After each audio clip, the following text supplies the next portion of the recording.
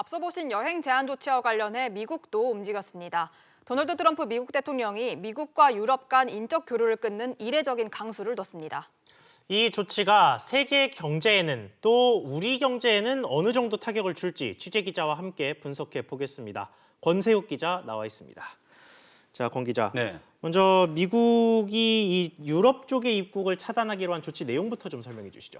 네, 도널드 트럼프 미국 대통령은 현지 시간 어제 대국민 연설을 통해서 13일부터 유럽에서 미국으로 오는 모든 여행객의 입국을 30일간 금지한다고 발표했습니다.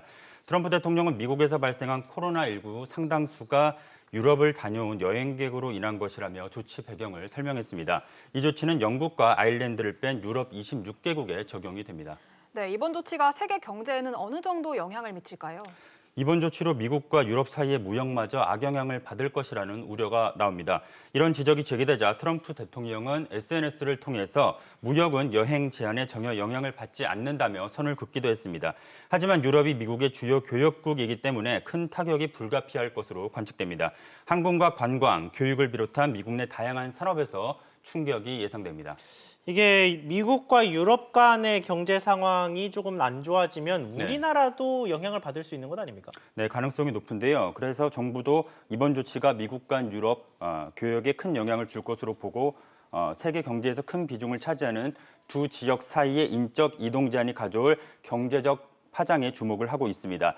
수출 의존도가 높은 우리나라 입장에서는 매우 민감한 사안이기 때문입니다. 국제신용평가사 S&P는 어제 보고서를 통해서 한국 기업들이 수출과 교역 의존도가 높아서 코로나19 확산으로 인한 신용등급 하락 압력에 취약하다고 지적을 하기도 했습니다. 네, 코로나19 국내 확진자 상황도 짚어보고 넘어가겠습니다. 네. 증가세가 좀 어떻습니까? 네, 증가세가 다소 줄기는 했지만 여전히 불안한 상황입니다. 질병관리본부에 따르면 어제 새벽 0시 기준 국내 코로나19 확진자가 전날보다 14명 늘면서 8,000명에 육박했습니다. 그리고 이 가운데 상태가 위중하거나 중증 이상으로 판단되는 환자도 100명에 다가선 것으로 집계됐습니다. 중증 환자는 스스로 호흡을 할 수는 있지만 폐렴과 같은 증상으로 산소 치료를 받거나 38.5도 이상의 발열이 있는 환자를 말하는데요. 코로나19 확진자가 계속 늘면서 상태가 위중하거나 중한 환자도 조금씩 늘고 있는 상황입니다. 네, 특히 요즘 확진자 증가세와 관련해서 제일 우려를 낳고 있는 거는 집단 감염과 관련된 부분 아닙니까? 네, 그렇습니다.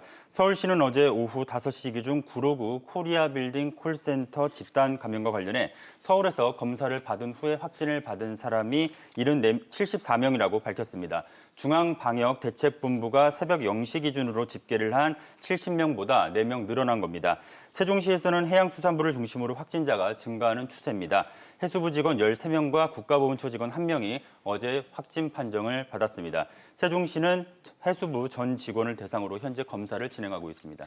네, 권 기자 이야기 잘 들었습니다.